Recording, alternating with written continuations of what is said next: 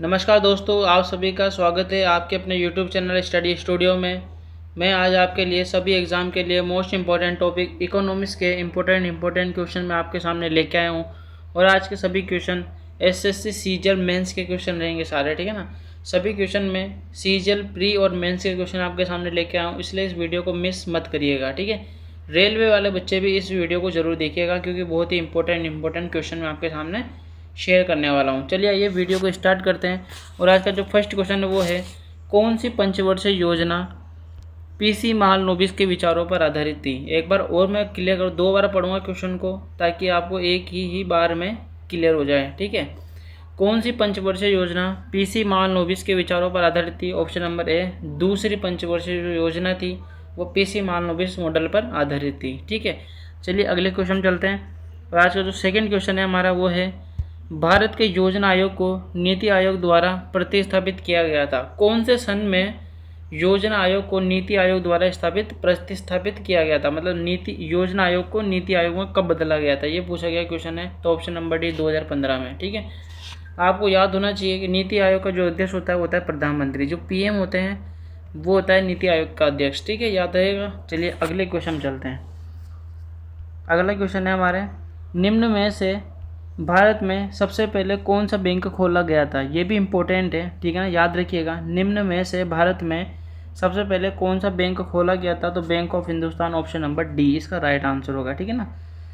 ठीक है, याद रहेगा। और मैं बैंक से रिलेटेड आपको क्वेश्चन बता देता हूँ। भारत का सबसे पहला बैंक ऑफ हिंदुस्तान जो ये खोला गया था वो 1770 में खोला गया था, ठीक है, याद रखिएगा। सन 1770 में खोला गया था और कलकत्ता में खोला गया था, ठीक है ना, कोलकाता में खोला गया था ये बैंक, ये भी याद रखना है आपको, ठीक है। जो ये कोलकाता थी वो 1770 में भारत की राजधानी थी, ठीक है ना, ये भी याद रखिएगा। चलिए अगले क्वेश्चन चलते हैं। और आज का जो अगला क्वेश्चन है वो है, 2022 की स्थिति के अनुसार भारत दुनिया की सबसे बड़ी अर्थव्यवस्था है। कौन से नंबर की सबसे बड़ी अर्थव्यवस्था है भारत, ये याद रखना है। तो 5th नंबर की, ऑप्शन नंबर बी इसका राइट आंसर होगा, ठीक है ना। भारत वर्तमान में, ठीक है, याद रखिएगा, जो भारत वर्तमान में संसार की 5वीं सबसे बड़ी अर्थव्यवस्था बन चुका है, ठीक है ना, याद रहेगा। ठीक है, चलिए अगले क्वेश्चन चलते हैं। और जो हमारा आज का अगला क्वेश्चन है वो है, भारतीय जन आरोग्य योजना, यानी कि इसका नाम है पीएमजे, ठीक है ना, पीएमजे, JAY, पीएमजे, ठीक है ना। तो ये पूछा गया है, भारतीय जन आरोग्य योजना कब शुरू की गई थी। तो 2018 में शुरू की गई थी, 2018 में, ठीक है ना, याद रखिएगा। और ये स्वास्थ्य से रिलेटेड थी, ठीक है ना, पूछा जा सकता है किससे रिलेटेड थी ये, तो स्वास्थ्य से रिलेटेड थी, ठीक है ना, याद रहेगा। चलिए अगले क्वेश्चन चलते हैं। और आज का जो अगला क्वेश्चन है वो है, निम्न में से भारत का कौन सा व्यापारिक बैंक विश्व के शीर्ष 100 बैंकों में शामिल है, ठीक है ना। निम्न में से भारत का कौन सा व्यापारिक बैंक विश्व के 100 बैंकों में शामिल है। तो इम्पोर्टेंट क्वेश्चन है, याद रखिएगा। ऑप्शन नंबर बी SBI, ठीक है ना, याद रखिएगा, इंपॉर्टेंट क्वेश्चन है SBI के बारे में याद होना चाहिए आपको, थोड़ी बहुत बातें हैं। जो SBI की जो स्थापना हुई थी वो हुई थी 1806 में, याद रखिएगा। 1806 में SBI की स्थापना हुई थी और ये भी कोलकाता में हुई थी, ध्यान रखिएगा, ठीक है ना। कोलकाता में SBI की स्थापना हुई थी कब, 1806 में, ठीक है। चलिए अगले क्वेश्चन चलते हैं। और जो हमारा आज का जो अगला क्वेश्चन वो है, वर्तमान में भारत में कितने सार्वजनिक क्षेत्र के कितने बैंक हैं, मतलब वर्तमान में भारत में सार्वजनिक क्षेत्र के कितने बैंक है। तो ऑप्शन नंबर डी 12 बैंक, ठीक है, याद रखिएगा, 12 इसका राइट आंसर होगा, ऑप्शन नंबर डी। चलिए अगले क्वेश्चन चलते हैं। और जो अगला क्वेश्चन है वो है, भारत की हरित क्रांति में किस प्रकार के बीजों ने एक अहम भूमिका निभाई थी, ठीक है ना, अच्छा क्वेश्चन है, याद रखिएगा। भारत में हरित क्रांति में, जो भारत में जो हरित क्रांति आई थी, जो उसमें जो कौन से प्रकार के बीजों ने अहम भूमिका निभाई थी, तो इसका ऑप्शन होगा, ऑप्शन नंबर है उच्च उपज वाली किस्म, ठीक है ना। उच्च उपज वाली किस्म के जो बीज थे उसने अहम भूमिका निभाई थी हरित क्रांति में, ठीक है ना, याद रखिएगा। चलिए अगले क्वेश्चन चलते हैं। और जो आज का अगला क्वेश्चन है वो है, भारत की दूसरी पंचवर्षीय योजना किस पर केंद्रित थी, ठीक है ना, भारत की दूसरी पंचवर्षीय योजना किस पर केंद्रित थी। तो इसका आंसर होगा ऑप्शन नंबर बी औद्योगिकरण, ठीक है ना। औद्योगिकरण का विकास बहुत ही ज़्यादा किया गया था दूसरी पंचवर्षीय योजना के अंतर्गत, ठीक है ना, याद रखिएगा।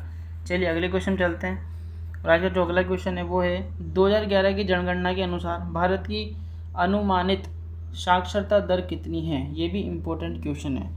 2011 की जनगणना के अनुसार भारत की अनुमानित साक्षरता दर कितनी है? तो ऑप्शन नंबर है 74.04%। ठीक है ना, याद रखिएगा 74.04% है। ठीक है ना। चलिए अगले क्वेश्चन चलते हैं।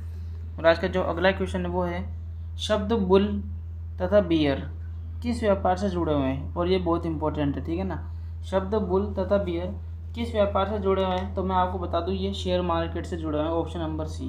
ठीक है ना, शेयर मार्केट से जुड़े हुए हैं शब्द ये बुल तथा बियर। ठीक है ना, बुल तथा बियर शेयर मार्केट संबंधित और इनका मतलब होता है तेज, मतलब तेजी आना और मंद होना। ठीक है ना, अगर शेयर मार्केट कीमत में शेयर मार्केट जो कीमत अगर गिरती है तो उसको बोलते हैं बुल, और अगर शेयर मार्केट की जो कीमत है उसमें बढ़ावा होता है तो उसको बोलते हैं बियर। ठीक है ना, बुल और बियर समझ में आ गया।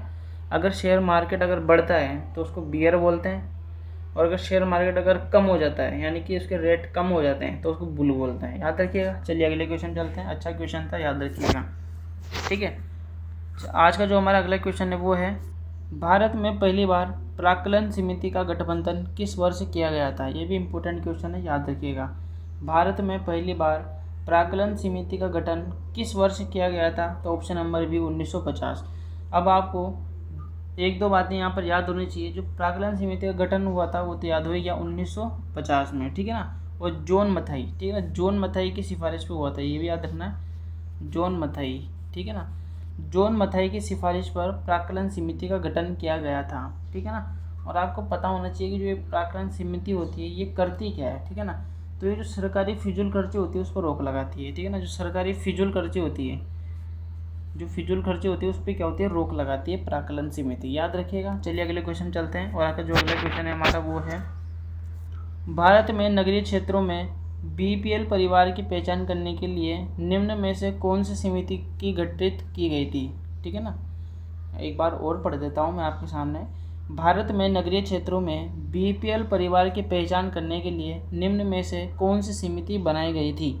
ठीक है, तो ऑप्शन नंबर डी हाशिम समिति। ठीक है ना, हाशिम समिति बनाई गई थी बीपीएल परिवार की पहचान करने के लिए। ठीक है, चलिए अगले क्वेश्चन चलते हैं। और जो अगला क्वेश्चन है वो भी अच्छा क्वेश्चन है। औद्योगिक नीति संकल्प 1956 उद्योगों को कितनी श्रेणियों में वर्गीकृत करता है? ठीक है ना, याद रखिएगा। औद्योगिक नीति संकल्प 1956 उद्योगों को कितनी श्रेणी में वर्गीकृत करता है? तो ऑप्शन नंबर ए 3 श्रेणियों में विभक्त करता है। ठीक है ना, याद रखिएगा। अच्छा क्वेश्चन है और ये सीजीएल प्री में आया था। ठीक है ना, प्री वाले पेपर में आ चुका है, ये सीजीएल प्री में क्वेश्चन आ चुका है ये। ठीक है, इसलिए इसको याद रखिएगा। चलिए अगले क्वेश्चन चलते हैं। और अगला क्वेश्चन मेंस का क्वेश्चन है। ठीक है ना, याद रखना, मेंस का क्वेश्चन है अगला, याद रखिएगा। उन 2 राज्यों के नाम बताएं जिसमें भूमि सुधार सफल हो रहा है। ठीक है ना, उन 2 राज्यों के नाम बताना है जिसमें भूमि सुधार सफल रहा है। ठीक है ना, तो ऑप्शन नंबर बी पश्चिम बंगाल और केरल। याद रखिएगा, पश्चिम बंगाल और केरल में जो भूमि सुधार है वो सफल रहा है। ठीक है ना, चलिए अगले क्वेश्चन चलते हैं। और अगर जो अगला क्वेश्चन है वो है वस्तु और सेवा कब से लागू किया गया था? मतलब वस्तु और सेवा पर जो टैक्स था, ठीक है ना, वस्तु और सेवा पर जो टैक्स लागू हुआ है वो कब से हुआ लागू, ये पूछा गया क्वेश्चन है। तो ऑप्शन नंबर है 1 जुलाई 2017 से। 1 जुलाई 2017 से वस्तु और सेवा पर टैक्स लागू किया गया था। ठीक है, याद रखिएगा। चलिए अगले क्वेश्चन चलते हैं। और अगला क्वेश्चन है निम्नलिखित में से कौन राष्ट्रीय आय समिति के अध्यक्ष थे?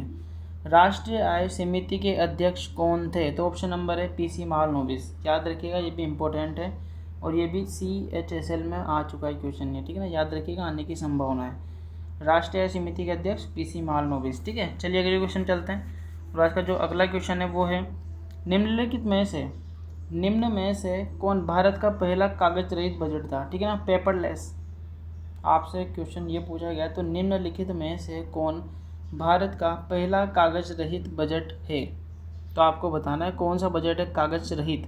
तो ऑप्शन नंबर सी केंद्रीय बजट 2021 और 2022 वाला। जो केंद्रीय बजट था 2021-22 वाला वो कागज रहित बजट था। ठीक है ना, ये कोविड के कारण था ये। ठीक है, ये ध्यान रखना, कोविड के कारण ये पेपरलेस बजट था ये। ठीक है ना, तो याद रखना आपको केंद्रीय बजट 2021 और 2022 वाला था। ठीक है ना, वो कागज रहित बजट था। ठीक है ना, चलिए अगले क्वेश्चन चलते हैं। और आज का अगला क्वेश्चन भी अच्छा क्वेश्चन है। एक क्षेत्रीय ग्रामीण बैंक में भारत सरकार का कितना % हिस्सा होता है? मतलब एक जो क्षेत्रीय ग्रामीण बैंक होते हैं उसमें जो भारतीय सरकार होती है उसका कितना परसेंट हिस्सा होता है, तो 50%, ऑप्शन नंबर सी, ठीक है ना, 50% हिस्सा होता है। चलिए अगले क्वेश्चन चलते हैं, और आज का जो हमारा लास्ट क्वेश्चन है ये, कौन सा भारत का पहला विकास बैंक था? भारत का पहला विकास बैंक कौन सा था? तो ऑप्शन नंबर बी, भारतीय औद्योगिक वित्त निगम, भारतीय औद्योगिक वित्त निगम। और ये मेंस में पूछा जा चुका है, ठीक है, याद रखिएगा, मेंस में आ चुका है क्वेश्चन, ये इंपॉर्टेंट है। तो चलिए दोस्तों, आज की वीडियो में सिर्फ इतना ही। हमने आज आपको 20 क्वेश्चन कराए और सभी इंपॉर्टेंट क्वेश्चन कराए हैं, और ये क्लास में आपके लिए डेली बेस पे लाता रहता हूँ, ठीक है। हमने ज्योग्राफी के भी क्वेश्चन मैं आपके लिए डेली लाता रहता हूँ, पॉलिटी के भी लाता रहता हूँ, हिस्ट्री, इकोनॉमी, स्टडीज़ के सभी की जो क्लास है वो हमारे चैनल पर डली हुई है, और डेली बेसिस पे आपके लिए इंपॉर्टेंट क्वेश्चन मैं लेके आता हूँ, ठीक है ना। इसलिए आप चैनल को सब्सक्राइब करके जरूर रखिएगा, ठीक है।